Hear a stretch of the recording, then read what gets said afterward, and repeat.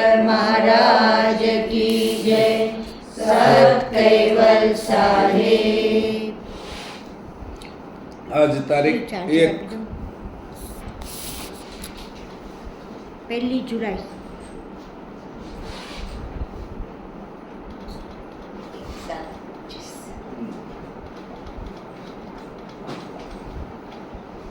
તારીખ 1/7/2025 મંગળવાર માસીના ઘરે કોપસ્ટોન સાંજે 3:45 વાગે બપોર પછી ક્લાસ 61મો ઉલટ ક્રિયાનો ક્લાસ 61. હવે ગયા વખતે આપણે ધનંજય તત્વકારણની ઉલટ ક્રિયા બધાએ કહીને પૂરી થઈ ગઈ હતી. સૌ બધાની સમજમાં જે આવ્યું એ પ્રમાણે, અને એ સમજ પ્રમાણે બધું યોગ્ય હતું.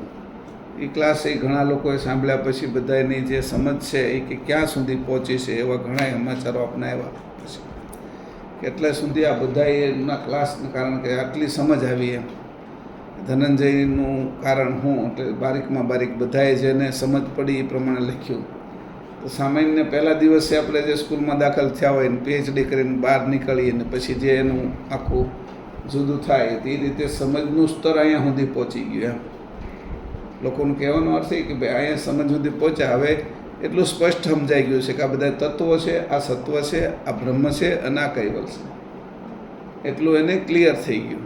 એટલે એકવાર કોઈ પણ વસ્તુની ક્લિયરિટી થઈ ગઈ કે આ જ વસ્તુ લેવી છે, મારે આ જ ખરીદવી છે, પછી બીજી બાજુ ધ્યાન જતું નથી. ક્લિયરિટી થઈ ગઈ આપણી કે મારે જે જોઈએ છે આ જ છે. ઓલું હજી નક્કી ન થયું હોય ને કે આ જોઈશ આ જોઈશ, ઓલું દરવાજો બરાબર નથી, મારે આ જોઈ છે આ જોઈ છે, હજી ચશ્માનું નક્કી નથી થયું. આવી ફ્રેમવાળા લઉં, આવા લઉં, આમ લઉં, તેમ લઉં, કલરવાળા લઉં, તો હજી કંઈ નક્કી નથી થયું. ચપ્પલમાં એવું થાય છે, ઊંચી એડીને લઉં, આ લઉં, નક્કી નથી થતું. જ્યારે જે એકવાર નક્કી થઈ જાય પછી બીજાનું ગમે એટલું સારું હોય તો મારું આ નક્કી થઈ ગયું. અને નક્કી ત્યારે કર્યું બધા કરતાં સારું છે એ સાબિત થયું પછી મેં નક્કી કર્યું છે. એમને અધવચ્ચે નક્કી કર્યું કોઈ હજી એનાથી સારી વસ્તુ લઈ આવે ને તો આપણે આમાં જીવ ચૂથાય કે હું પેલા ચાંદીની હારામારી વસ્તુ લઈ આવ્યો, આ સોનાની લઈ આવ્યો, પાછો જીવ ચૂથાય આપણો કે આ મારે જે મકાન બનાવવાનું હતું ને એની કરતાં સારું મકાન આનું છે એમ કરીને એમાંય જીવ ચૂથાય આપણો. પછી આની ગાડી લીધી ને મેં મારી ગાડી હું ત્યારે જે ધારતો હતો એમાં મને એમ લાગ્યું કે આ હારી છે એમ, પણ હકીકતમાં હારી નહોતી. એટલે પહેલાં નક્કી થઈ ગયું. પછી આપણે અગર એ સંપત્તિ છે આરત આપવાની, આરતરૂપી સંપત્તિ, તો એ આપી શકીએ એમ છે. તો હવે આરત આપવી ક્યાં એ નક્કી થઈ ગયું આપણું. હવે મારી વસ્તુ સાચી, મારે સમર્પણ થવું તો ક્યાં થવું, મારે સમર્પણ થવું એની સાચી જગ્યા કઈ છે, એ મારું જ સમર્પણ મને મારામાં જ હોય એમ. ટૂંકમાં મારું સમર્પણ બહાર ન જાય જેથી કરીને દુરુપયોગ ન થાય એમ. એટલે એ સમર્પણની એક જગ્યા નક્કી થઈ ગઈ કે આ જ જગ્યા અને આ પાકી જગ્યા છે. એટલે હું હવે બ્રહ્મની અંદર એ નહીં લટકું. નિરંજન, અવ્યાકૃત, બ્રહ્મા વિષ્ણુ શંકર ગુણમાં, નીચેના દેહોમાં, કોઈ પણ જગ્યાએ મને આખી આનંદ બ્રહ્માંડોનું છે એ સુખ આપી દેવામાં આવે તો એ સુખ મને હવે જોઈતું નથી. કારણ કે સુખનું સામે દુઃખ તો ઊભું જ છે, અથવા એ છૂટે એનું દુઃખ છે. બીજું દુઃખ નથી દેખાતું પણ એ છૂટે એનું દુઃખ છે. એ સુખ મારા હાથમાંથી છૂટી જશે તો એ જ્યાં સુધી આવા બધા દુઃખના ભાસો છે આપણે ત્યાં સુધીના કોઈ સુખ નથી. શરૂઆતમાં લાગતું સુખ આપણને બહુ સારું લાગતું હોય, પછી એ જ વસ્તુ આપણને એ પગ દુખાડે, હાથ દુખાડે, હૃદય હોતી દજાડે. એવા કેટલી વાર ભોગવ્યા છતાંય આપણે એનામાંથી શાંત નથી થતા. કેટલી વાર આપણે છે આપણા સંતાનો પ્રત્યે એટલી પ્રીતિ થાય, આપણા પતિ પ્રત્યે એટલી પ્રીતિ, આપણા શરીર પ્રત્યે કેટલાય જન્મોમાં એની દજાડ્યા, હજી તોય દાજવાની આપણે. એટલે દાજવાનો એક ટેવ પડી ગઈ છે એટલે આનંદ લઈએ છીએ, દાજવાનો આનંદ લેવાનો. પછી પીડા થાય ને તો પછી દાજીને પીડા જ હોરવી છે આપણે. એટલે એમ નથી થતું કે આને હવે છોડી દઈએ, કે એ દાજીને પીડા થાય છે ને એ પીડાનો એટલો અનુભવ થઈ ગયો કે પીડા એ હવે છે ને એ ગમવા મળી છે અને ફરીથી દાજવાનું મંદર. પછી ઘડીક ઉકારાય નાખી તકલીફ પડે છે આપણને, એવું નથી પડતું, પણ એની કરતાં કોઈ સારા માર્ગે લઈ જતો હોય તો હું કામ ન જાઉં. એ દાજવાનો દર વખતે હું કામ કરવો એમ, અને દર વખતે જન્મીને દર વખતે મરીએ તો છીએ જ તે. એમાં આ બધી વચ્ચેના પિરિયડમાં દાજવું ને ઘડીક બરનો લગાડવું ને એ તો આવ્યા જ કરે છે થોડો સમય. એટલે અખંડ કોઈ સુખ મળતું નથી એમ.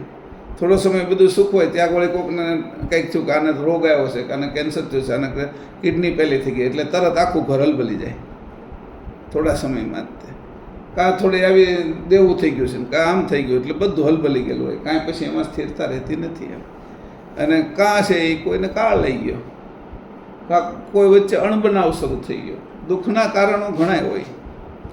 તો એવું કીધું કે એટલું બધું સમજ્યા પછી આપણે આ સમજે સ્થિર થઈ ગયા કે મને જોઈતું તે મળી ગયું, હવે મારે આનાથી બીજું કાંઈ જોતું નથી. નહીં સમજ્યા પછી નક્કી કર્યું.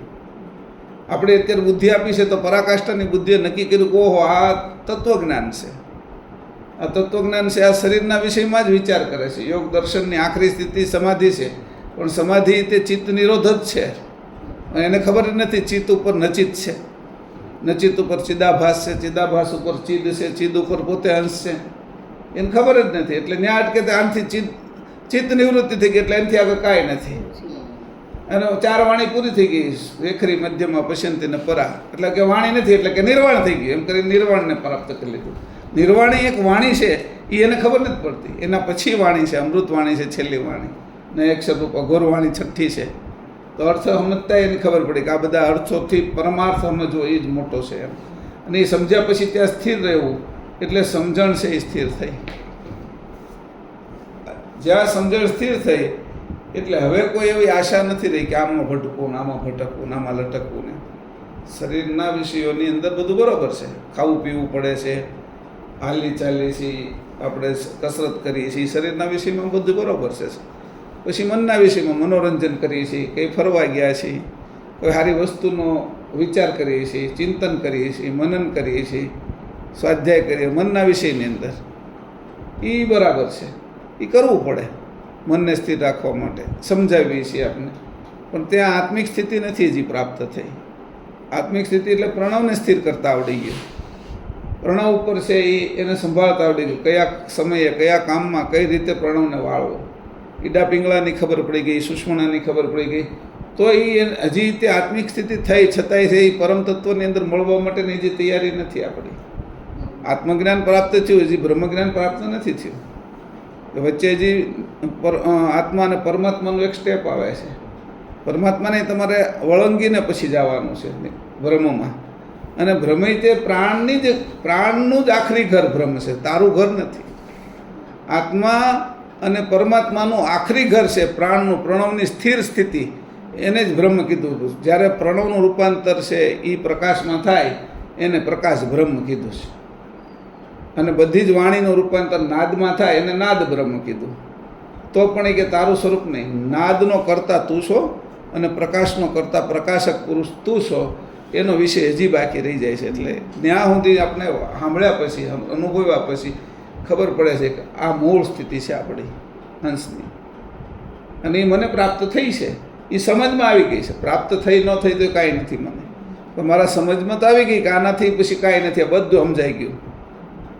નવદા ભક્તિ સમજાઈ ગઈ, આ ત્યાગોના પ્રકાર સમજાઈ ગયા, જ્ઞાનોના પ્રકાર સમજાઈ ગયા, આ યોગ દર્શનના વિષયો સમજાઈ ગયા, 6 દર્શનો સમજાઈ ગયા. આ બધું સમજાઈ ગયા પછી મારી સ્થિતિ, હવે મને હું સમજનાર કોણ છું અને આ બધું સમજાવનાર વાસ્તવમાં કોણ છે એની ખબર પડી ગઈ. વાસ્તવમાં બ્રહ્માએ કર્યું છે, વિષ્ણુએ કર્યું છે, શંકરે કર્યું છે, આ આદ્યશક્તિએ કર્યું, નિરંજન સાચું કરતા કોણ છે આ બધાને? આ જગતની ઉત્પત્તિ કોની કરી છે? અને જગતની ઉત્પત્તિ કરનારાને મારો સંબંધ શું છે? ડાયરેક્ટ મારો સંબંધ હું નરેન્દ્ર મોદી અરે, પણ મારો સંબંધ એને અરે શું છે? હા, એના નરેન્દ્ર મોદીના જે નિયમો બનાવેલા છે એ નિયમોમાં તો બધા વર્તે છે, પણ મારો એને અરે સંબંધ શું છે? જ્યારે નરેન્દ્ર મોદી અરે કોઈ ડાયરેક્ટ આપણો સંબંધ અત્યારે દેખાતો નથી. વડાપ્રધાન છે ને અમે એના, એ રાજા છે ને અમે એની પ્રજા છીએ, એ એક છો. તો અહીંયા એક નિયમ છે કે હું ચેતન છું ને આ જળને ચલાવું છું.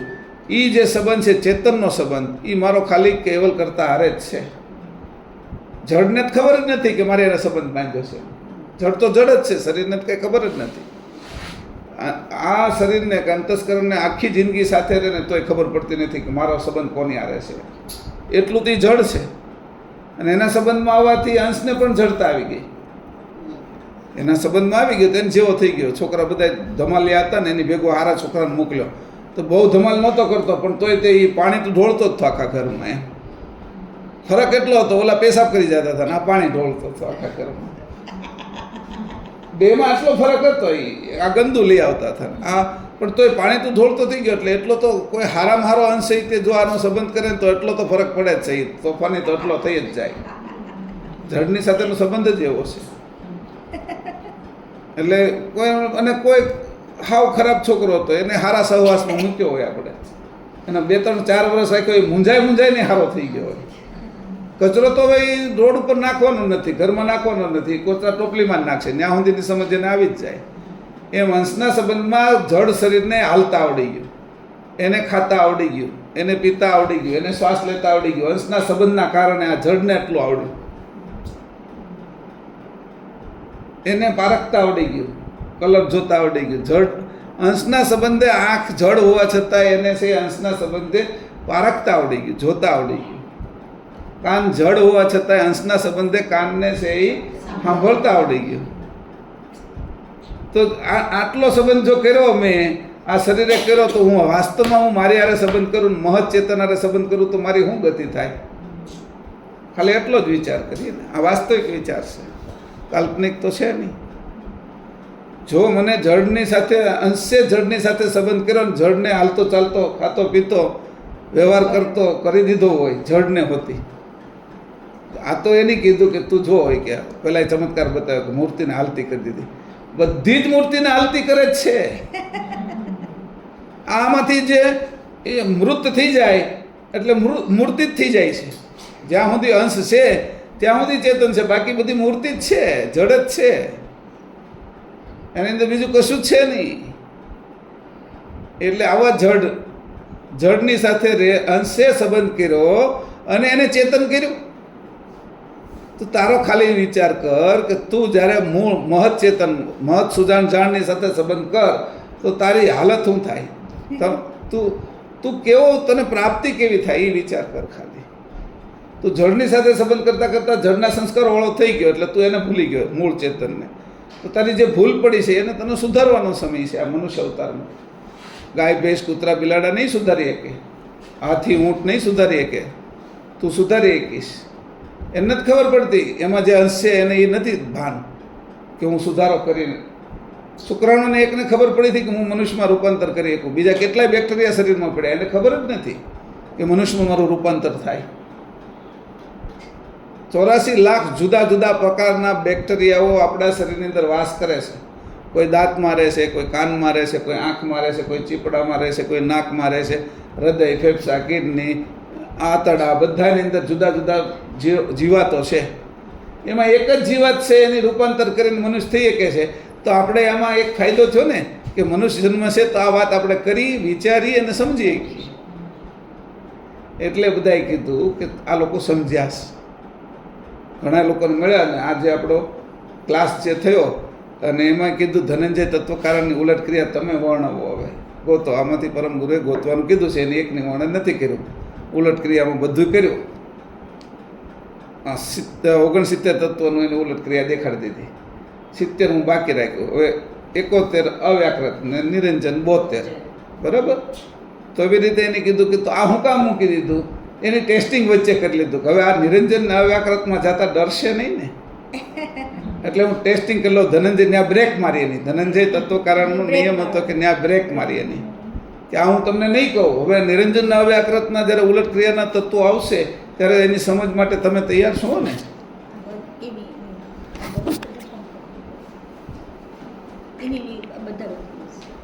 એ બધા ક્યાંથી થાય?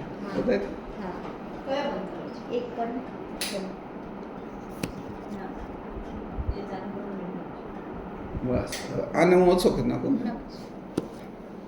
તો એવું કીધું એની કે તમને હું હવે જ્યારે એક બ્રેક મારવાનું છું. આખા સુધી મેં ઉલટ ક્રિયા તમને સમજાવી દીધી.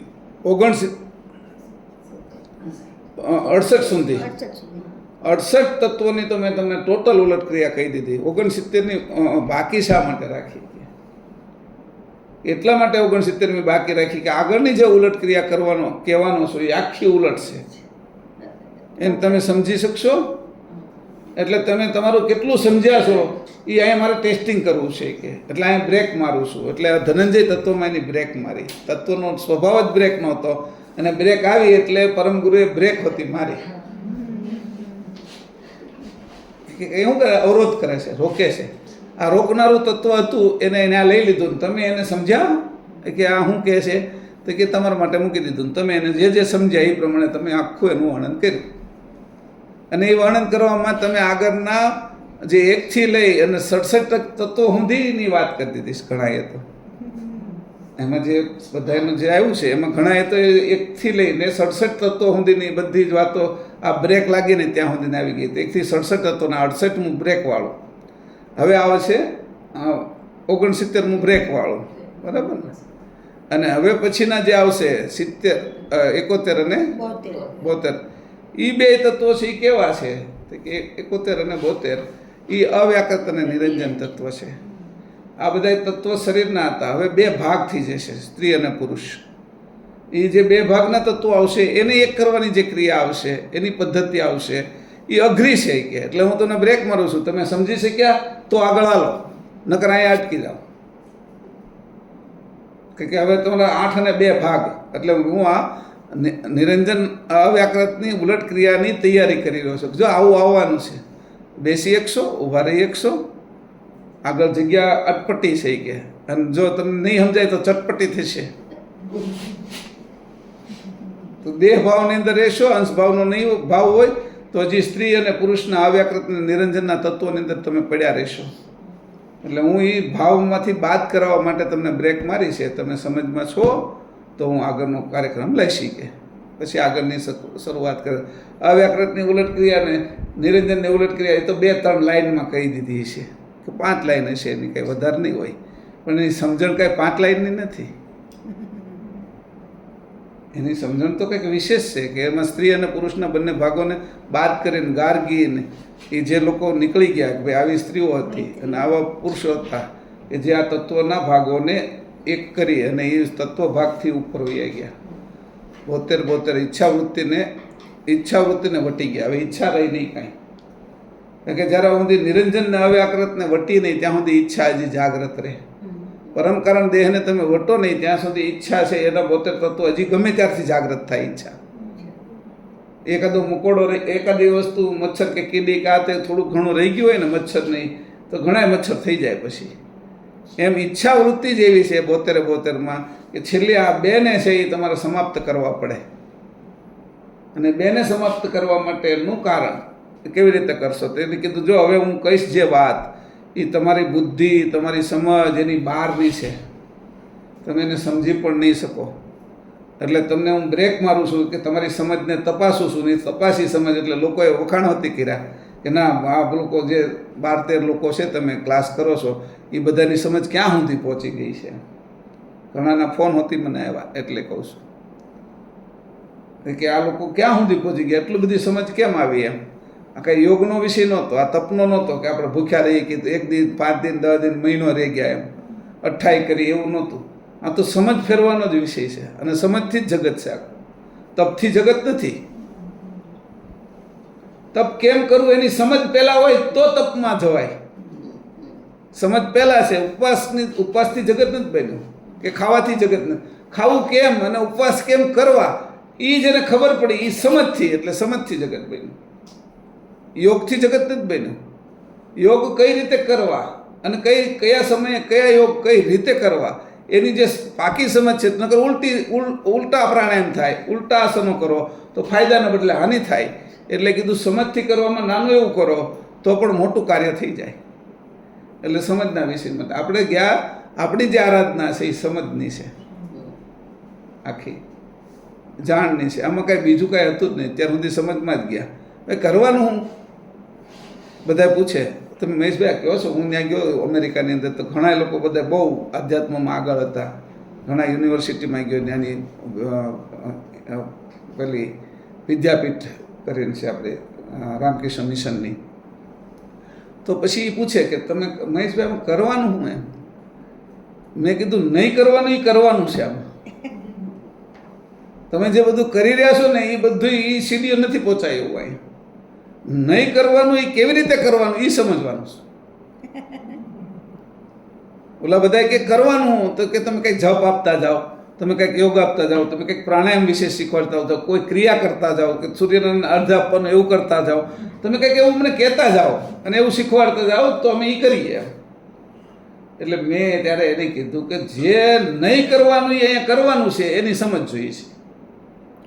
કરીને ત્યાં નથી પહોંચાતું. જે ક્રિયાઓ કરી એનાથી ત્યાં નથી પહોંચાતું. એ બધી ક્રિયાઓ પૃથ્વી ઉપર ચડવાના દાદરાઓ છે મકાનમાં. ચંદ્ર સૂર્ય સુધી ન જવાય એમ. એટલે મેં કીધું તો આને નહીં કરવાની સમજ હું. એટલે પહેલાં તો એ નક્કી કરો કે નહીં કરવાની સમજ હોય. એ પહેલાં નક્કી કરો. એ સમજ કે કરવાની સમજ તો બધી હોય બધાને. પાણી લાવવું તો કેમ લાવવું, કેમાં લાવવું, ચપ્પલ કાઢવા તો ક્યાં કાઢવા, કેમ કાઢવા, વાળ ઓળવા તો કેમ ઓળવા, ક્યાં એમાં તેલ નાખવું કે ન નાખવું, પાછી અહીંયા પાડવી કે ન પાડવી, એ બધી કરવાની સમજ છે. નહીં કરવાની કોઈ સમજ છે ખરી? નહીં કરવામાં હું સમજ જોઈ? તો કરી જુઓ, 1 મિનિટ બેસી જુઓ જી સમજ વગર. નહીં કરવાનું, આ જગતમાં જે કરવાનું છે 72 તત્વની નીચેનું એ બધું કરવાનું છે. ક્રત છે.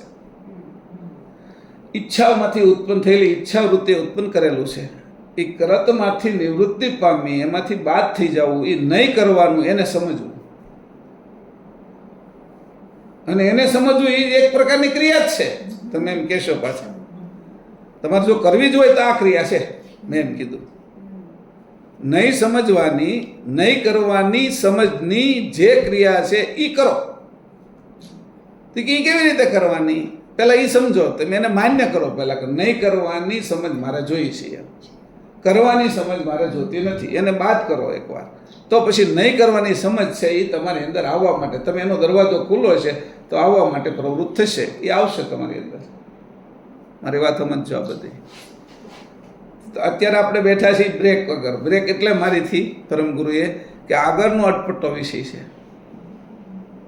એમાં સ્ત્રીમાંથી પુરુષ ને પુરુષમાંથી સ્ત્રી બનાવે છે. એટલે જાતિ ફેર કરી નાખે છે આખી.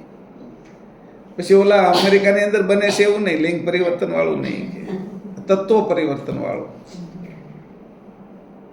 અને એની આખી પ્રક્રિયા કીધું કે આ કઈ રીતે છે. તો એ કાંઈ પંચમેદની અંદર એમાં કહેવામાં નથી આવ્યું. કહેવામાં એટલું જ આવ્યું છે કે આ મેં તને નારાયણ તને લાખ સોગંદ આપું છું કે આ ખાલી રમતારામ 2 અને અચરત 12 ત્રીજી, તને તું ત્રીજો અને અચરત ચતુર્થી, ચોથી ચતુર હતી અચરત, એટલે મેં એને કીધું. ઓલા કે ચોથી હતી એટલે અચરત, ચોથી નંબર 4 પણ ચતુર હતી એટલે કીધું. હોશિયાર ન હોય એને નહીં કહેતો. એ કે ચતુર હતી હોશિયાર એટલે એને કીધું તને સોગંદ આપું છું કે લાખ સોગંદ આપું છું કે તારે કોઈને કહેવું નહીં. તો તમે આ પંચમેદ લખ્યું હું એ કે એ સમજ આપી છે મેં કે ભલી સમજમાં જવા માટેની તૈયારી રૂપે. તમે અગાધ ગતિ લખી હું તો કે ગતિ આપીશ ખાલી તને કે તું ગતિમાં પહોંચી શકે. જ્યારે આ ગતિથી મૂકીને પછી અગાધમાં પહોંચી શકે એ ગતિ આપી. તમે સક્રત સિદ્ધાંત લખ્યો છે એટલે હું તો કે અકૃતની આ કૃત ને અકૃતની માથે તું જઈ શકે એટલા માટે મેં સક્રત સિદ્ધાંત લખ્યો છે. તમે ભૌતિમીર ભાસ્કર લખ્યું છે એટલે હું કે તું બધા અંધકાર મટાડીને પછી પ્રકાશમાં, મૂળ પ્રકાશના પ્રકાશક પુરુષ સુધી પહોંચી જા, એના માટે એ લખ્યું છે મેં. વિશ્વબ્રહ્માંડ તમે લખ્યું ને એમાં 56 સિદ્ધાંતો લખ્યા. એનો અર્થ શું?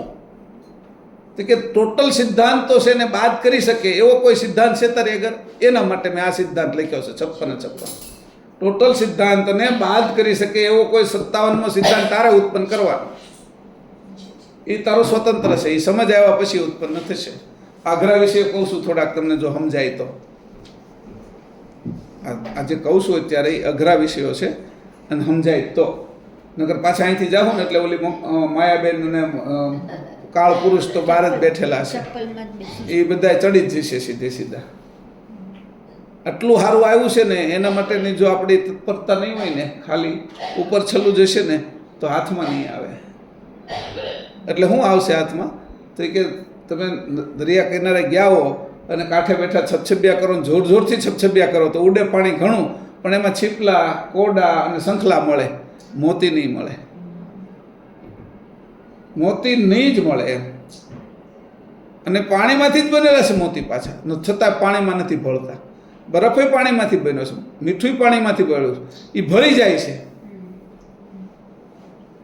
પાણીમાંથી એટલી વસ્તુ બને એમાં મોતી નથી ભળતું. એને લાખ વાર પછી મોતીને પાણીમાં રાખો ને તમે ડૂબાડી, એ નહીં મટે. એ પછી એમ અંશે ત્યારે થઈ જાવ ને પછી આ સંસારમાં કે બ્રહ્મની અંદર ગમે એટલી વાર તમે જાઓ ને આવો ને તો પણ તમે મટવાના જ નથી, કારણ કે હવે સ્વરૂપ એ આખું ફરી ગયું, પાકી ગયું. હવે એવી રીતે પકડી દીધું હોય. હવે હું એ કીધું કે કેવી રીતે, તો અને કીધું કે હવે મારે તમને વાત કરવાની છે કે ભાઈ અવ્યાકૃતની આપણે ઉલટ ક્રિયાની વાત શરૂ કરવી છે એમ. તો કે અવ્યાકૃતનું શરૂઆત ક્યાંથી થઈ? એને કીધું 72 તત્વ, ઈચ્છા વૃત્તિના 72 તત્વોમાં બીજું તત્વ છે એ નિરંજન પછીનું અવ્યાકૃત છે, બરાબર. અને એની અંદર એ તાકાત પુષ્કળ છે. અવ્યાકૃતથી પ્રકૃતિથી જ આ જગત હાલે છે. એ મૂળ પ્રકૃતિ છે, આદ્યશક્તિ. અને આદ્યશક્તિ જે ઉત્પન્ન થઈ છે એની અંદર એના જે આદ્યશક્તિનો અંશ છે એને છૂટવું હોય, એને કોણ છોડાવે? આદ્યશક્તિના અંશને છૂટવું જ હોય, કારણ કે આનાથી પછી આ કેટલું કંઈ કરે, ગમે એટલું સારું લાગતું હોય, લાડવા ખવાય કેટલા, ગમે એટલું સારું લાગતું હોય, ગમે એ તમે કરી કેટલી કોઈ એકની એક ક્રિયા ગમે એટલી સારી લાગતી હોય તો આખરે તો થાકી જાઓ ને. ખાતા પીતા સાંભળતા તમને બહુ ભજન ગમતું હોય ને તમે 1000 વાર સાંભળો એ ભજન, મોઢે રહી જાય ને પછી એમ થઈ જાય કે એ મોઢું બગડી હોતી જાય કોઈ ગાય ને, તો ભલે ને ગમે એટલું સારું હોય ભજન. સંગીત ગમે એટલું સારું હોય છે, એક સમય એવો આવશે કે સંગીત તમને નહીં ગમે, પ્રકૃતિમાં ફેરવી નાખતું છે પ્રકૃતિને, એવું સંગીત તમને નહીં ગમે. પછી મલ્હાર રાગ એ તમને નહીં ગમે, શિવરણની પછી નહીં ગમે, એમાંથી ઉબાઈ જવાય છે બધાથી. એટલે કીધું કે આ ઉબાઈ જવાય છે એવા કોઈ વિષયમાં આપણે જોવું નથી. એ પ્રકૃતિના વિષય છે, એટલે એ પ્રકૃતિનો વિષય છે. એ પ્રકૃતિને, પ્રકૃતિના અંશને કોણ બહાર કાઢે? આપણે અત્યારે પ્રકૃતિના અંશમાં જ બેઠા છીએ બધા. કાઢશે કોણ? તો કે પરમ ગુરુની કૃપા કાઢશે, દયા કાઢશે, કરુણા કાઢશે. જ્યારે કરુણા સાગર આગળ જઈશું ત્યારે કાઢશે. પછી કેવી રીતે જઈશું? આપણું જાવું એ હાલતું નથી, આપણી સમજ એ ત્યાં હાલતી નથી. તે આખરે તો છેલ્લે સમર્પણ માએ ગયા ક્લાસમાં કીધું હતું, કાંઈ ખબર ન પડતી હોય ને તો પરમ ગુરુના ચરણમાં છે ને એ અર્પણ થઈ જજો, ત્યાં મંદિરમાં. કે કાંઈ ખબર ન પડતી હોય, તમને કોઈ પણ પ્રકારની દીધા રહેતી હોય, કોઈ પણ પ્રકારની તકલીફ થતી હોય તો છેલ્લે કે પરમ ગુરુના ચરણમાં વયા જજો, એટલે એ બાકીનું બધું કરી દેશે. પણ સાચા થઈને જવું તો પડશે ને. પરમ ગુરુના ચરણમાં, હવે તું હું તારા ચરણમાં આવ્યો પછી એને ન ગમતું એવું કાર્ય શરૂ કરી દે, એટલે શરણમાં આવ્યા એવું કહેવાશે નહીં.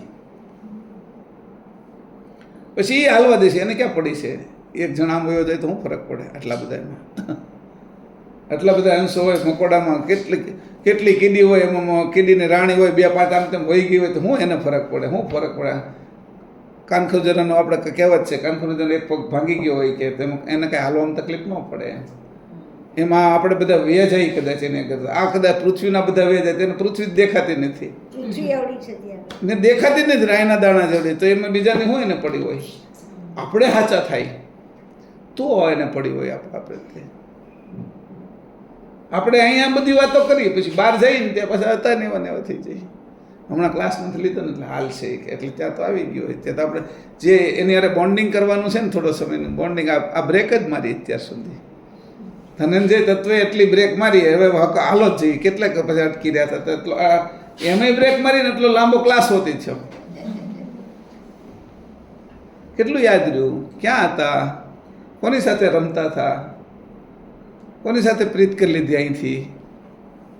કયું ગમ્યું આટલા સમયમાં? એટલે બ્રેક મારી દીધી એની કે જોઈ તો જુઓ, આ ટેસ્ટ આઈ કરી જોઈ. હું આગળ લઈ જવાનો છું, એ તો એની સમજમાં આવશે નહીં, નકર એ તો જુદું સમજી જશે, બધું સમજ જ આખી જુદી થઈ જશે. હવે કીધું કે અહીંયા આપણે કહીએ છીએ કે આ ઈચ્છા વૃત્તિ જ્યાં સુધી નિવૃત્ત નહીં પામે ત્યાં સુધી, એટલે ઈચ્છા વૃત્તિ એટલે સ્ત્રી અને પુરુષના ભાગો જ્યાં સુધી નિવૃત્ત નહીં પામે ત્યાં સુધી અંશે થવાનો કોઈ ક્લાસ દેખાતો નથી. સ્ત્રી અને પુરુષના જે તત્વો એને નાખ્યા છે અને એના પ્રમાણે ઉત્પત્તિ કરી છે, પરમ ગુરુએ સમજાવ્યા છે. 7 ધાતુ વિશે નિરંજનના 7 તત્વો છે, અને નિરંજનનો એક ભાગ રહ્યો છે, એના 2 ભાગો કર્યા છે. અને એ રીતે એને 7 ધાતુ અને 8મો એક ભાગ એના જમણી નાડીએ મૂક્યો છે, સમજાવ? તો એ જે વાત કરી એવી રીતે 2 ભાગ પાછા અવ્યાકૃતના લીધા, અને એમાં ડાબા પડખે એ અવ્યાકૃતનો એક ભાગ પૂરો, આંખમાં ને ગુહ્યાંગ અડધો ભાગ મૂક્યો છે.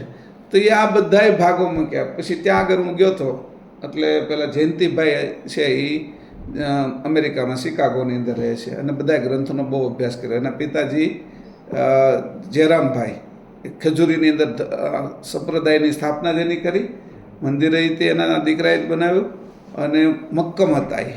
પછી જ્યારે પ્રાણ છોડ્યો ત્યારે તે નીતાભાઈને બાજુમાં જ રાખ્યા કે જો એક શબ્દ ખોટું નહીં બોલતો હોય કે દુનિયા મારી જે હાલત હોય એ છેલ્લે કી જાય કે હું આંખેથી જ પ્રાણ છોડવાનો છું અને જાગ્રત અવસ્થામાં છોડવાનો છું કે. એટલે એ મક્કમ થઈને બેસી ગયા જીવા. અને બીજું કોઈ નહોતું, નીતાભાઈ સામે હતા, હજી નીતાભાઈ તો છે જ તે. એની કે આંખોનો ડોળો એટલો જોરથી ફરતો થયો કે પણ આંખની પાપણ વીજતા નહોતા એ. અને પ્રાણ છોડો છેલ્લે આંખમાંથી જ છૂટો કે મેં જોયું કે નજરે હતી કે એવી રીતે એની પ્રાણ છોડ્યો કે અને આંખ એકદમ ટોટલ ખુલ્લી રહી કે બેઠા જ પ્રાણ છોડ્યો કે એની. એના દીકરાએ મને પ્રશ્ન પૂછ્યો કે 11મી ઇન્દ્રિય કઈ મહેશભાઈ? ઘણા કે સાધુને મેં પ્રશ્ન પૂછ્યો, કોઈએ મને જવાબ દીધો નથી કે 11મી ઇન્દ્રિયનું મને કોઈ કીધું નથી. બધા કહે છે કે 11મી ઇન્દ્રિય મન, તો મન તો અંતસ્કરણ છે કે એ ક્યાં ઇન્દ્રિય છે? 10 ઇન્દ્રિય છે કે. તો પછી મેં એને જવાબ આપ્યો. ત્યારે મેં કીધું 10 આ જે 11મી ઇન્દ્રિય છે, જે અડધી ઇન્દ્રિય જે સ્ત્રી અને પુરુષ વચ્ચે જે રહી છે, એ જ્યારે ભેગી થાય છે અને ભેગી થાય છે ત્યારે 11મી ઇન્દ્રિય બને છે. ત્યાં સુધી અડધા ભાગો રહે છે અને જ્યારે એક્ય થાય છે બંનેનું ત્યારે 11મી ઇન્દ્રિય બને છે. એ એક્યથી જ આ સૃષ્ટિની રચના થઈ છે. 11મી ઇન્દ્રિય સિવાય રચના નથી થતી. 11મી ઇન્દ્રિય રચના કરે છે અને 10 ઇન્દ્રિય એને ચાલે છે.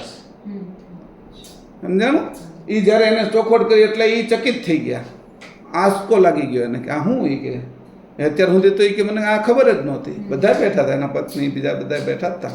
તો મેં એને કીધું આ વાસ્તવિક વાત છે, એ તમને કરું છું, તમને જે લાગે એ. પણ એ કે મને આ વાત અત્યારે બેઠી કે મગજમાં આવી એમ કે મેં અત્યાર સુધીમાં બધાને પૂછ્યો છે, કેટલાય સાધુ વાળા ગયો, કેટલાને પ્રશ્ન પૂછ્યો કે 10 ઇન્દ્રિય 11 કીધું, પેલા એ ચોપાઈ બોલ્યા અને એમાં બોલ્યા એમાં 11 ઇન્દ્રિય કીધી કે મને 11મી ઇન્દ્રિયનો જવાબ આપો કે. એની પ્રશ્ન એવો જ પૂછ્યો, કારણ કે જાણ તો પરમ ગુરુની હતી. અને એ પૂછ્યો એનો મેં જવાબ આપ્યો. મેં કીધું આ સ્વતંત્ર ઇન્દ્રિયો જે છે એ નથી કીધું એમાં. જ્યારે સ્ત્રી પુરુષ એટલે આ બે અવ્યાકૃત અને નિરંજન છે એના ભાગો વટી જાય છે, ત્યાર એ જે વટવાનો જે સમય છે એમાં જે 11મી ઇન્દ્રિય પ્રગટ થાય છે, કારણ નીચે ઉતારી નાખે છે અને કા ઉપર લઈ જાય છે. તો એને કીધું કે એ રૂપે આ 11મી ઇન્દ્રિય છે કે. જ્યારે એને મેં એ સમજાવ્યું ત્યારે વિશે હવા કલાક એના ઘરે સત્સંગ કર્યો, વાંચ્યું હતી ગ્રંથ શિકાગોની અંદર, ઘરે બહુ મોટું છે.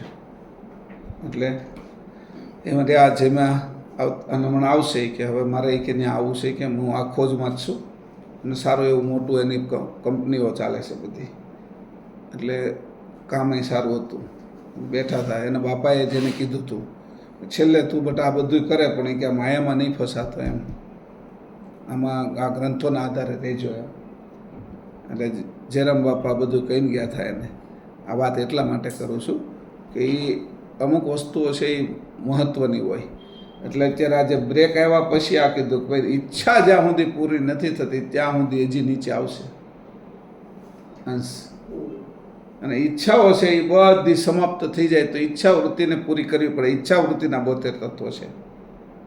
હવે અહીં કીધું રચનામાં હશે તો તમારે રચનાની બહાર જવું છે તો એની ઉલટ ક્રિયા તમારે કરવી પડશે. એટલે અહીં કીધું આપણે વાંચી લઈએ 122મું પાનું, એમાં 7મી લીટી. કીર્તારે ક્રિયાવૃત્તિ ઉત્પન્ન કરી આ કીર્તારે ઈચ્છાવૃત્તિ ઉત્પન્ન કરી આ ઈચ્છાવૃત્તિથી 72 તત્વોની ઉત્પત્તિ થઈ છે. તે પૈકી પ્રથમ નિરંજન તત્વ ઉત્પન્ન થયું. આ નિરંજન તત્વથી અવ્યાકૃત તત્વ ઉત્પન્ન થયું. અમે આમાં નક્કી થઈ ગયું કે ભાઈ નિરંજન તત્વ ઉત્પન્ન થયું, બરાબર? તો કીધું કે આમાં એ નથી લખ્યું નિરંજન તત્વ કેમાંથી ઉત્પન્ન થયું. એટલે પહેલું તો કાંઈ હતું જ નહીં, બ્રહ્મ જ હતો બાહ્ય પ્રકાશ રૂપે. એટલે પહેલું આપણે એવું નક્કી કરવું પડે કેમાંથી ઉત્પન્ન થયું, તો કે પહેલાં બીજું કાંઈ હતું નહીં. એટલે પહેલું નક્કી કરો કે પ્રકાશમાંથી એટલે બ્રહ્મમાંથી નિરંજન તત્વ ઉત્પન્ન થયું. તો નિરંજન તત્વ બ્રહ્મમાંથી ઉત્પન્ન થયું કેવી રીતે એનો વિચાર કરો એ કે. તો કે એના ઓજમાંથી ઉત્પન્ન થયું. નિરંજન તત્વ છે એ બ્રહ્મના ઓજમાંથી ઉત્પન્ન થયું. ગણેશભાઈ કલાક પછી ફોન કરવું, ક્લાસમાં બેઠો છું.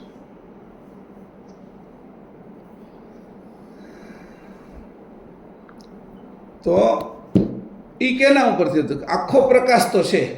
તમારે કોઈ પણ જગ્યાએ એક વસ્તુને એમાં કેન્દ્રિત કરવો હશે પ્રકાશને, તો તમે બિલોરી કાચથી જ્યારે એને કેન્દ્રિત કરો અને એ બિલોરી કાચથી જે કેન્દ્રિત થયેલો જે પ્રકાશ છે એનો એક અણી જેવો, એટલે મૂળ જે હવે અગ્નિ લગાડી શકે એની અંદર તાકાત આવી છે. એ જે બિલોરી કાચથી એકઠો કરેલો જે પ્રકાશ છે, એ જે એકઠો કરેલો પ્રકાશ એને કહેવાય ઓજ. ઓલો આખો હતો એ પ્રકાશ હતો, બરાબર. તમે કાગળ નીચે મૂક્યો અને એને હળગાવવા માટે તમે એમને પડ્યો રહેશે તો નહીં હળગે. એવી રીતે જ્યારે ઉત્પત્તિ કરવાની હતી ત્યારે છે એ બ્રહ્મની અંદર એવું એક પ્રક્રિયા થઈ, જેમ ક્યારેક કેમ આપણે ઇન્દ્રધનુષ એની મેળે બતાવી છે આકાશમાં, તો એ જળ એવી રીતે પ્રકાશિત થાય, એવી રીતે એનું અવકાશે એવું રૂપ લીધું કે એ કાચ જેવું થઈ ગયું, અરીસા જેવું, ઓલા અરીસો લેન્સ જેવું થઈ ગયું. તો એ જે એ લેન્સ જેવું થયેલું જે આકાશ હતું એની એ પ્રકાશને કેન્દ્રિત કર્યો, અને જે કેન્દ્રિત થયેલો જે પ્રકાશ હતો એનું નામ છે જ્યોતિ નારાયણ. જ્યોતિ અને નારાયણ બે એની અંદર હતા, સમજાણું?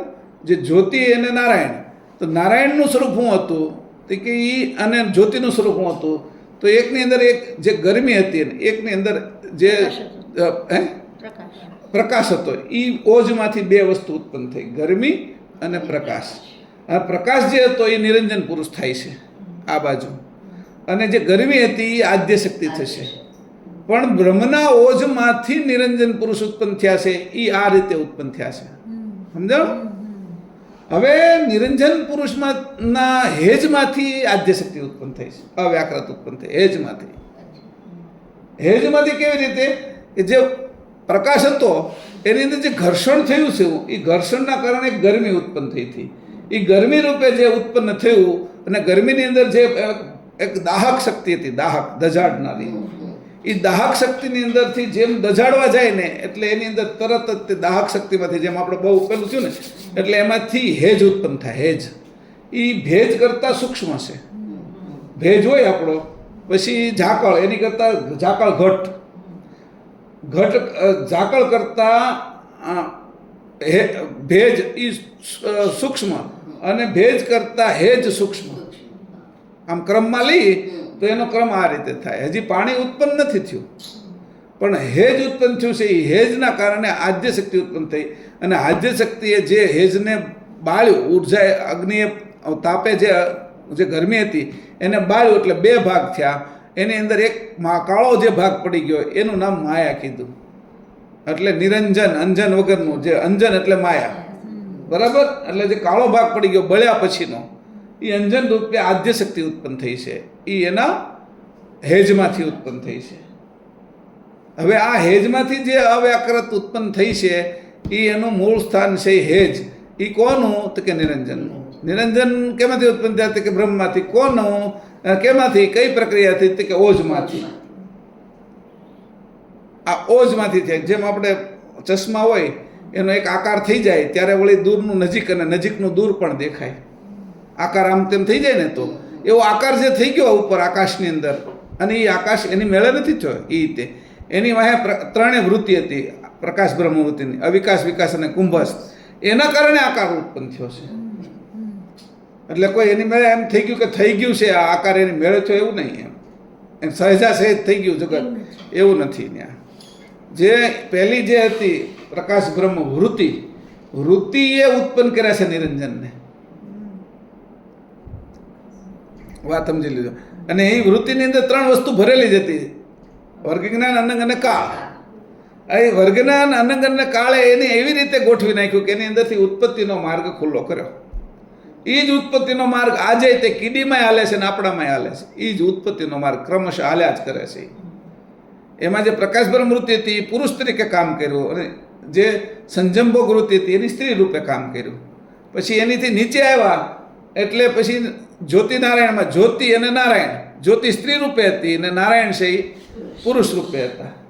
એ રીતે કામ કર્યું. પછી નિરંજન, અંજન અને એનાથી અલગ રહેનાર આ જે પુરુષ હતા એ નિરંજન. પછી નીચે આવ્યા ત્યારે નીચે આવ્યા એટલે તરત નિરંજન પુરુષ, પછી નાભી નારાયણ થઈ ગયા. નીચે આવ્યા એની જ્યારે રચનાની શરૂઆત થઈ એટલે નાભી ઉત્પન્ન થઈ, અને જ્યારે નાભી ઉપર એ સ્થિર થયા એટલે નાભી નારાયણ થઈ ગયા. એટલે વિષ્ણુનું અને લક્ષ્મીનું સ્થાન નાભીમાં આપી દીધું. બરાબર, એનો ક્રમ આ રીતે આવ્યો. આ વાત સમજી લેજો. એ ક્રમ આવ્યો એટલે નાભીની અંદર જ તે ઉત્પત્તિનો માર્ગ મૂકી દીધો દરેકની. આ આપણે જે જીવ છે તો આપણે હોતી નાભીમાંથી જ ઉત્પન્ન થયા, નાભીએ જ આપણે જોડાયેલા હતા. હજી નાભીનું જ આપણું મહત્વ છે. એમ બધા નાભી સાથે જ બધા ઉત્પન્ન થાય. નાભી વગર કોઈ ઉત્પન્ન થઈ શકતું નથી. હવે આપણી નાભી છે એની અંદરથી આપણે ઉત્પન્ન થયા છે, એમ વિરાટની પૃથ્વીની નાભી છે એ નાભીમાંથી હોતી એમને ઉત્પન્ન થયા જ કરે છે કેટલાય જીવો.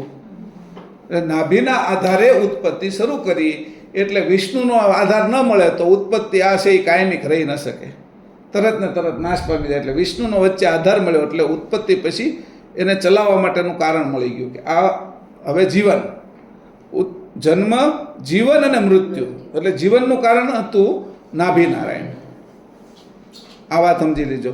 પહેલા હતા જ્યોતિનારાયણ, નિરંજન અને નાભી નારાયણ. હવે પહેલું ક્યાં હતું કે બ્રહ્મમાં.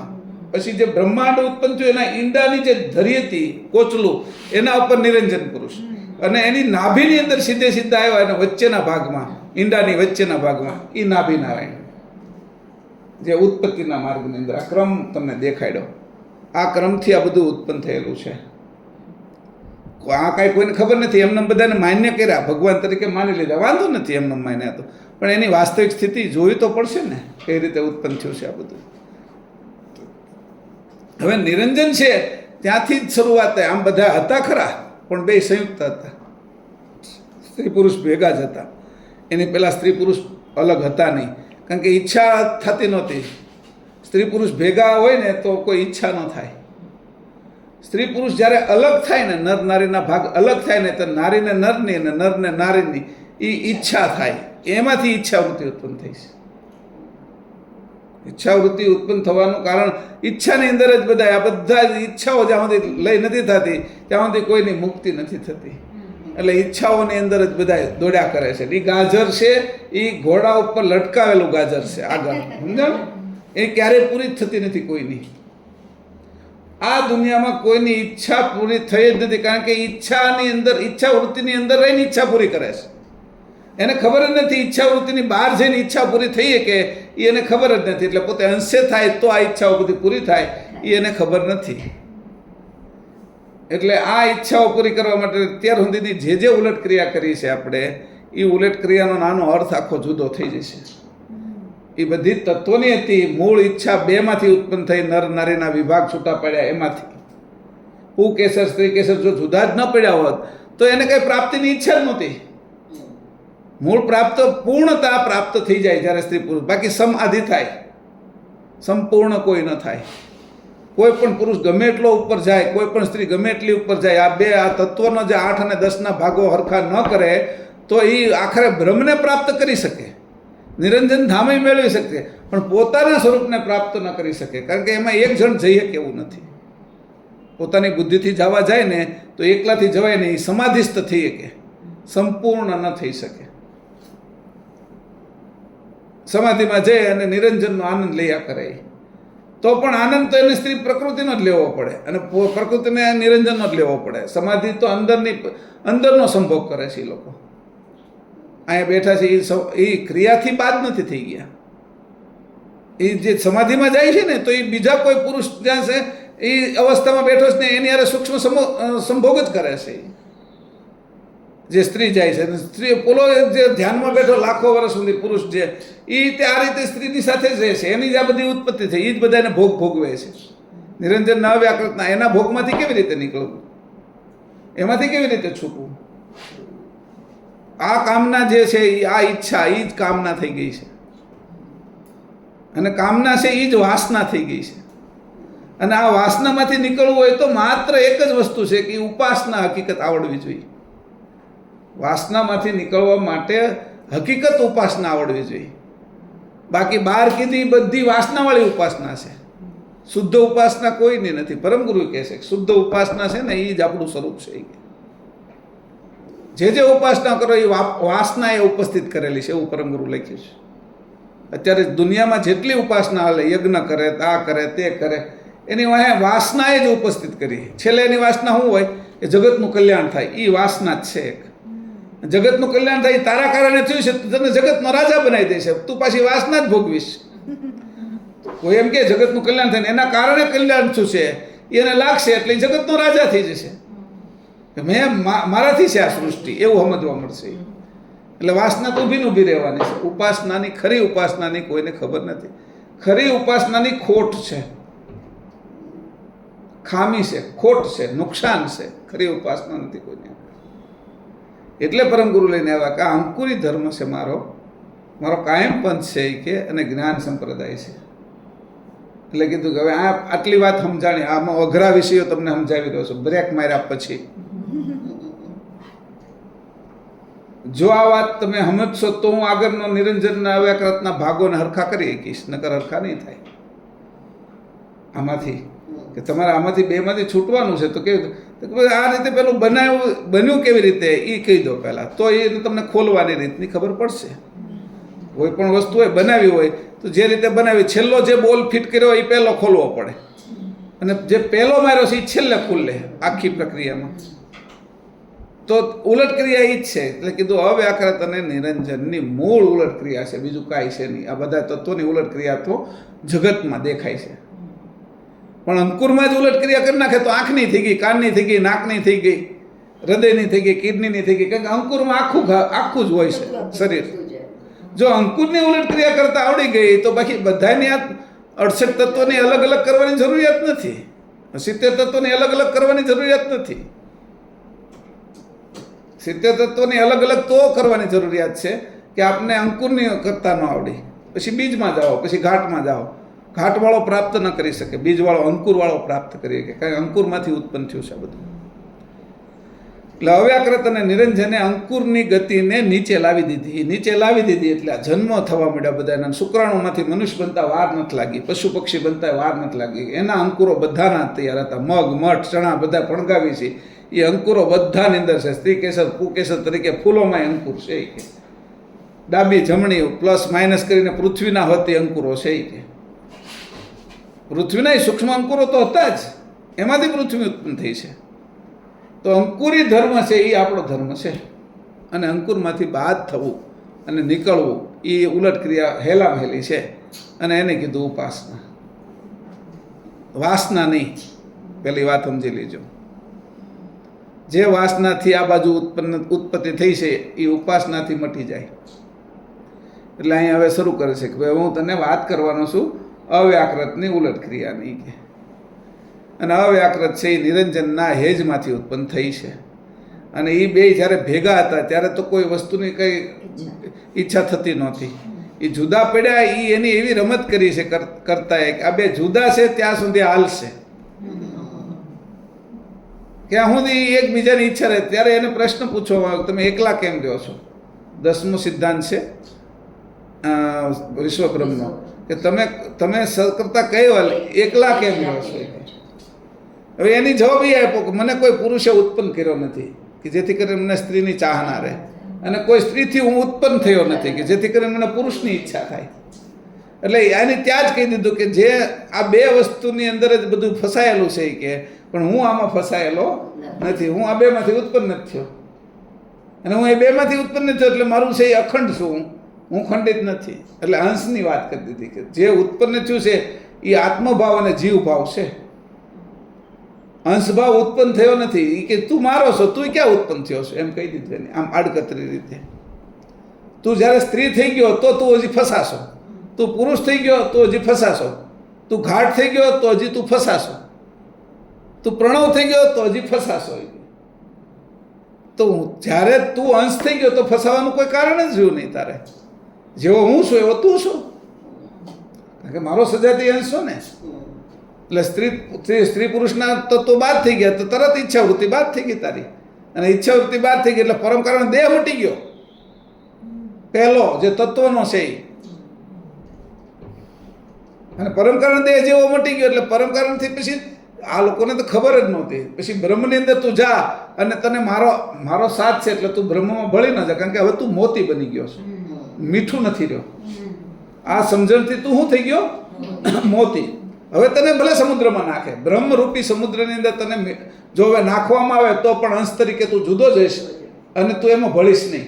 પણ જો તું મીઠું થઈ ગયો તો જેમ પાણીમાં મીઠું નાખવામાં આવે સમુદ્રમાં અને એ પીગળી જાય, એમ તું આત્મભાવમાં રહીશ તો તું પીગળી ગયેલો છો. અંશ હકીકતમાં પીગળતો નથી, પણ તું પીગળી ગયેલો છે એવું માની લઈશ. જે રીતે વાંદરો ઉપર બેઠો છે અને એનો પડછાયો નીચે પડે છે અને સિંહે એના ઉપર તરાપ મારી તો એને એમ જ લાગ્યું કે હું મરી ગયો છું, એટલે હેઠો પડી ગયો, વાસ્તવમાં પડી ગયો અને મરી ગયો. એમ આ એને ખબર છે કે પડછાયો છે, હું નથી, એટલે તરત જ છૂટો પડી ગયો. અંશને આ ભાન આવી ગયું એટલે આ ભાન લાવવાનું. આ બીજું શું કર્યું કે આ ભાનમાં આવો. બે ભાનમાં હોય ને પછી ભાનમાં આવ્યો. અને ભાનમાં આવવું એ તે મોટા મોટી પ્રક્રિયા હતી. એક્સિડન્ટ થયા પછી કે બે ભાન છે, 2 મહિના 3 મહિના 6 મહિના કોમામાં છે. તો કયા કોમામાં નથી? આ બધાનું એક્સિડન્ટ જ થયું છે જન્મ પછી. જન્મ જ એક્સિડન્ટ થયું છે, બધા જ કોમામાં છે. એકેય ભાનમાં નથી આવ્યો. તો કે એને ભાનમાં લાવવાનું પરમ ગુરુ છે એ આ વાણી રૂપી, સમજણ રૂપી એ જે સાધન લાવ્યા એ ભાનમાં લાવવાનું છે. આ બધી દવા છે એની. અંશને ભાનમાં લાવવાનું છે, અંતસ્કરણને નહીં. એ કારણ કે બેભાન જ રહેવાના છે અને એ ખેંચીને લઈ જવાના છે ઇન્દ્રિયોમાં, અને ઇન્દ્રિય ખેંચીને લઈ જવાની છે વિષયમાં, અને વિષય ખેંચીને લઈ જાય છે વાસનાની અંદર, અને વાસના એવી દ્રઢ થઈ જાય છે કે ઉપાસના દૂર વહી જાય છે અને સંસારની અંદર જન્મ મરણમાં જ લટકી જાય છે. આ ક્રમ છે આખો. એટલે હવે કીધું કે અવ્યાકૃત અમે કે નિરંજનના હેજમાંથી અવ્યાકૃત ઉત્પન્ન થઈ. હવે 225માં પાના ઉપર પાછા જઈ આવી. બરાબર.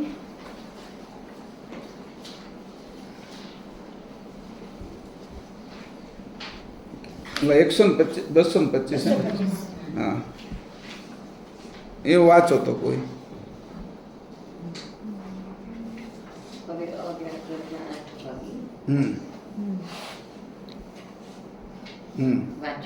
હા, વાંચવાનું. હવે અવ્યાકૃતના 8 ભાગ લઈને અને 2 ભાગ નિરંજનના તેમાં અહીંથી વાંચો, ઉપરથી જ વાંચવાનું. જંગમને હવે વિશે જંગમને વિશે નિરંજનના 8 ભાગ અને 2 ભાગ અવ્યાકૃતના એ 10 ભાગ મેળવીને પોખ્યા હતા તે, અને અવ્યાકૃતના 8 ભાગમાં 2 ભાગ નિરંજનના મેળવીને આ 10 ભાગ પોખ્યા હતા તે કયા જે કહીએ છીએ તે સાંભળો. નિરંજનના 8 ભાગમાં 2 ભાગ અવ્યાકૃતના મેળવીને આ 10 જંગમને વિશે પોખ્યા હતા તેના તો જંગમને વિશે પુરુષ થયા, અને અવ્યાકૃતના 8 ભાગ લઈને તેમાં નિરંજનના 2 ભાગ મેળવીને આ 10 ભાગ જંગમ જાતિને વિશે પોખ્યા હતા તેની જંગમને વિશે સ્ત્રી જાતિ થઈ. આ પ્રકારે જંગમને વિશે નિરંજનના 8 ભાગની પુરુષ જાતિ અને અવ્યાકૃતના 8 ભાગની સ્ત્રી જાતિ થઈ. હવે અવ્યાકૃતના 8 ભાગ લઈને અને 2 ભાગ નિરંજનના તેમાં મેળવીને આ 10 ભાગ જે જંગમને વિશે પોખ્યા હતા તેની જંગમને વિશે સ્ત્રી જાતિ થઈ. આ સ્ત્રીને વિશે અવ્યાકૃતના 8 ભાગમાં 2 ભાગ નિરંજનના મેળવીને આ 10 ભાગ પોખ્યા હતા તે વિશેની હકીકત સાંભળો.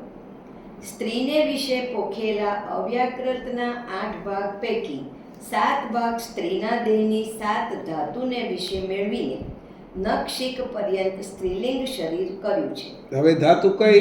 7 રસ, રક્ત, માંસ, મેદ, હાડકા, મજ્જા અને સ્ત્રી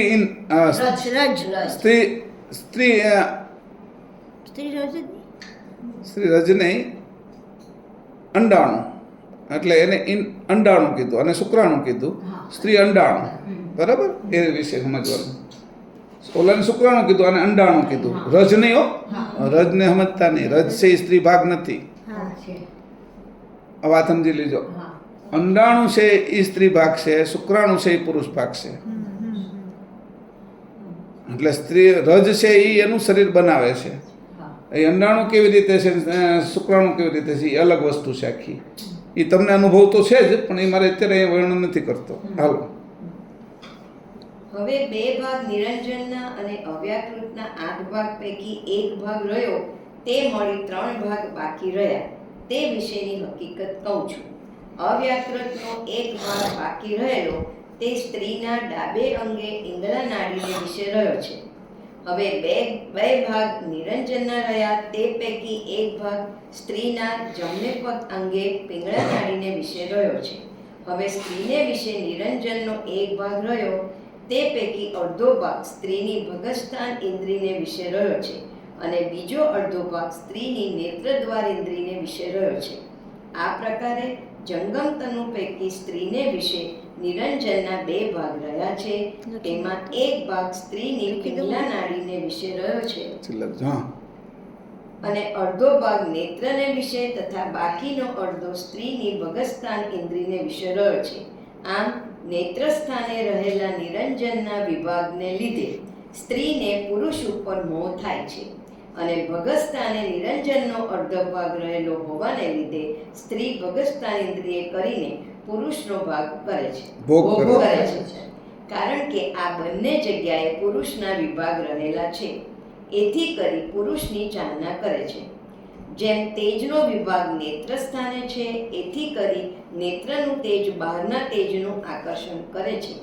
નેત્ર બંધ કરીએ તથાપી સ્પર્શ વાયુને જાણી શકીએ તથા નેત્ર બંધ કરીએ તો પણ પૃથ્વી આદિ પદાર્થને ગ્રહણ કરીએ તો તે સમજાય છે કે આ પૃથ્વી છે તથા નેત્ર બંધ કરીએ તો પણ શબ્દથી આકાશને ઓળખી શકાય છે. આ પ્રમાણે આ બધું જોયા સિવાય સમજાય છે, પણ નેત્ર સિવાય તેજરૂપ પ્રકાશ જણાતો નથી, કારણ કે જેનો વિભાગ જેમાં આવ્યો હોય તે તેને ગ્રહણ કરી શકે. હવે આની નીચે લીટી કરી નાખજો. આ જે છે ને બરાબર બધા કરેલી છે. હવે મેં એને કીધું આમાં કે જે તેજ છે આમાં એક દાખલા એટલા માટે નહીં આપ્યા કે હવે જેનો વિભાગ જેમાં રહ્યો છે એ જ એને ગ્રહણ કરી શકે છે. નકર છે એ સ્ત્રીના પુરુષ અને પુરુષના સ્ત્રી બનતા નથી. એટલે એને કીધું અહીંયા તરત સજાતી નથી, પૂર્ણતા નથી પ્રાપ્ત કરતા. એટલે એને કીધું કે એ સજાતીને ગ્રહણ કરે છે. આ એક વિભાગ આગળ વાંચી લો. હવે લીટું કરી નાખીને એટલા માટે જ કીધું. આ ન્યાય આકાશનો વિભાગ કર્ણને વિશે રહ્યો છે, એથી જ તે શબ્દ આકાશના વિભાગને ગ્રહણ કરે છે. ત્વચાને વિશે વાયુનો વિભાગ રહ્યો છે, એથી કરી ત્વચા વાયુના સ્પર્શને ગ્રહણ કરે છે. વળી નાસિકાએ પૃથ્વી તત્વનો વિભાગ રહ્યો છે, એથી જ તે પૃથ્વીની ગંધને ગ્રહણ કરે છે. અને જળનો વિભાગ રસનાએ રહ્યો છે, એથી જ રસરૂપ જળના વિભાગને ગ્રહણ કરે છે. આ ન્યાય સ્ત્રીના નેત્રને વિશે અને ભગસ્થાનને વિશે પુરુષના વિભાગ રહ્યા છે, એથી કરી આ બંને જગ્યાએ પુરુષની ચાલના થાય છે. હવે આ ન્યાય એને માટેની કેટલા ઉદાહરણો આપ્યા અને સત્ય ઉદાહરણ આપ્યા. આ ન્યાય રહ્યો ન્યાથી પછી લીટી કરી નાખજો નીચે. આ ન્યાય કરીને પછી પુરુષની ચાહના કરે છે, ન્યાય લીટી કરી નાખજો. કારણ કે આ મહત્વના મુદ્દાઓ છે જે મૂળ વસ્તુની પ્રાપ્તિ માટેની જરૂરિયાતવાળા છે. ખબર પડે છે કે આ જગ્યાએ આ વસ્તુ મૂકેલી છે. તેની એટલું બધું સમજાવવા માટે આ એક વાતનો ન્યાય કરવા માટે એની પાંચેય ઇન્દ્રિયોના વિષયોને સમજાવી દીધા. અને એની વિષયને ગ્રહણ કરવાવાળી ઇન્દ્રિય એના રૂપ બનેલી છે એટલે એને ગ્રહણ કરે છે, નકર ગ્રહણ કરે નહીં. આ વાત આખા મુદ્દા લેવાના. હવે અહીંયા આટલું રાખીએ આપણે. નિરંજનની વાત કાલે રાખીએ. હવે વ્યાકરણનો જ વિભાગ છે ને ત્યારે એટલે હવે મુદ્દો આવ્યો કે જે સ્ત્રીનો ભાગ છે એમાં 2 અને 8 બરાબર 10 એટલે બે વસ્તુ થઈ. હેજમાંથી નિરંજનના હેજમાંથી અવ્યાકૃત ઉત્પન્ન થાય છે, એ મુખ્ય મુદ્દો આજનો. બીજું કે જે 8 ભાગ અવ્યાકૃતના છે એના 8 ભાગ એ સપ્ત ધાતુ અને 1 ભાગ છે એ એની ઈડા નાડી વિશે મૂકી દીધો. અને 2 ભાગ અવ્યાકૃતના એમાં 1 ભાગ છે એ પિંગળા નાડી વિશે અને 1ના અડધો ભાગ આંખ અને અડધો ભાગ એના ભગસ્થાને મૂકી દીધો. અને એને કેવી રીતે સમજાય તો એનો ન્યાય હોતે આપી દીધો. તો આટલી મુદ્દાઓ આપણે આજે સમજ્યા. સમજાણું આખી વાતમાં અહીંયા આપણે રહીશું અને આનું તમે મનન કરજો, ચિંતન કરજો, આને ફરીથી વાંચજો એટલે ખબર પડી જશે કે આમાંથી છટકવું કેમ. છટકવા માટેની બારી દેખાડું છું તમને કે આમાંથી સ્ત્રી પુરુષના વિભાગમાંથી છટકી કેવી રીતે જવું. સ્ત્રી પુરુષના વિભાગમાંથી છટકી ન જાવ તો પાછા આવી જવાશે અહીંયા. સમજાણું? એટલે ઈચ્છાવૃત્તિની બહાર જવાના રસ્તા કરીએ છીએ આપણે. યુક્તિ. કારણ કે પહેલાં ભક્તિ કરી, ભક્તિથી કાંઈ થાય નહીં, પછી એને જે પરમગુરુ છે એની યુક્તિ આપે અને યુક્તિથી મુક્તિ આપે. કારણ કે આ જાણ ના આપી હોય કે આ સમસત્તાક છે કે સજાતીય છે, એની જાણ ના આપી હોય તો તમને યુક્તિ ના મળે. યુક્તિ મળશે. હવે પછી યુક્તિથી મુક્તિ જાણ થશે. આપી કે ભાઈ તમે અહીંયા યોનિમાં અને આંખમાં બંને જગ્યાએ પુરુષના ભાગ રહ્યા છે, આ યુક્તિ આપી. એટલે એને કીધું હવે ક્યાં એને બાદ કરી નાખે. કેવી રીતે બાદ કરશે અથવા કેવી રીતે એને મેળવશે કે જેથી કરીને આ બંને ભાગ છે એ સ્ત્રી પુરુષના ભાગો પછી ચાહના કરતા બંધ થઈ જશે. જ્યાં સુધી ચાહના મરીને તોય ચાહના જ રહે જ તે. કારણ કે સપનું તે સ્ત્રીને સ્ત્રીનું જ આવે છે, પુરુષને પુરુષને આવે છે. એ પોખણ છે. આ પોખણના વિભાગોને બાદ કરવાના. કારણ કે ચોથી અવસ્થામાં તુરિયામાં જાય, સપન નહીં, સુસુપ્તિ ને તુરિયા, અને છેલ્લે તે પરમકારણ દેહમાં જાય અને ઉન્મુનિમાં જાય તો પણ ભલભલા ઋષિમુનિઓ પાછા પડી ગયા છે. તો મોહ એટલે મળતો નથી. એટલે એને કીધું કે આ છે એ આ વસ્તુ એ સમજી લીધો કે પાંચમા પરમકારણ દેહમાં અને પાંચમા શરીરમાં જાય ત્યાં સુધી હજી સ્ત્રી પુરુષના વિભાગો મળતા નથી. એટલે ત્યાંથી બહાર જવાની વાત કરી છે કે સ્ત્રી પુરુષના વિભાગો સમાધિસ્થ પુરુષને નથી મળતા. અને તમે આ અંશે થવું હોય અથવા અંશે થઈ જાય તો આ વિભાગો પછી એને કાંઈ નડતા નથી. પછી એને ઈચ્છા વૃત્તિ કોઈ દિવસ આમાં બાંધીને ન લાવે. 2 જણા જેલની અંદર જતા હતા. એક ગુનેગાર જતો હતો, એને 4 જણા બાંધીને લઈ જતા હતા, અને એક જેલર જતો હતો, એની આગળ પાછળ 4 જણા હાલતા હતા. એ એને સલામ મારતા હતા. જેલમાં 2 જતા હતા. જેલર હતો. જેલર કોઈ પણ સમયે જઈએ કે કોઈ પણ સમયે આવીએ કે એવી સ્થિતિમાં હતો.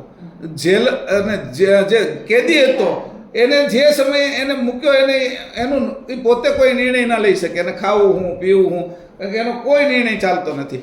આપણે જેલરની જેમ જવું છે કે આપણે કેદીની જેમ જવું છે એ નક્કી કરી લેવાનું છે. બંનેની અરે 4 જણા છે. ઓલાને પકડી રાખ્યો, આગળ 2 દોડા છે, પાછળ 2 દોડા, ભાગી ન જાય એટલા માટે. અને જેલર આવે છે એ સલામ કરતા જાય છે અને પંખો ઢોળતા જાય છે કે અમારા સાહેબ આવે છે, ને આગળ કહેતો જાય છે સાહેબ આ રહે એમ કરતે. તો આપણે કેમ જવું છે તો કે મુક્તિ આને કીધું તમે આવો જાઓ વાંધો નહીં જેલમાં, એ મુક્ત છે. કારણ કે એને કોઈ બંધન નથી. પણ કેદીની રૂપે તો ઈચ્છા વૃત્તિ જેને ચોટી છે એ દોરડા છે, એ કેદી છે બધા. સમજાણું? આ 2 વાત સમજી લીજો. તો કેદીની જેમ આપણે જવું નહીં, હંસની જેમ જવું. હંસ છે એ બધાનો માલિક છે. આ બધી ઇન્દ્રિયોનો માલિક અંશ છે. શ્રીમદ કરુણા સાગર ભગવાન કી જય. સત કેવલ સાહેબ. આ 61મો ક્લાસ પૂરો થયો. અહીંથી શરૂઆત કરી છે આ વ્યાકરણની.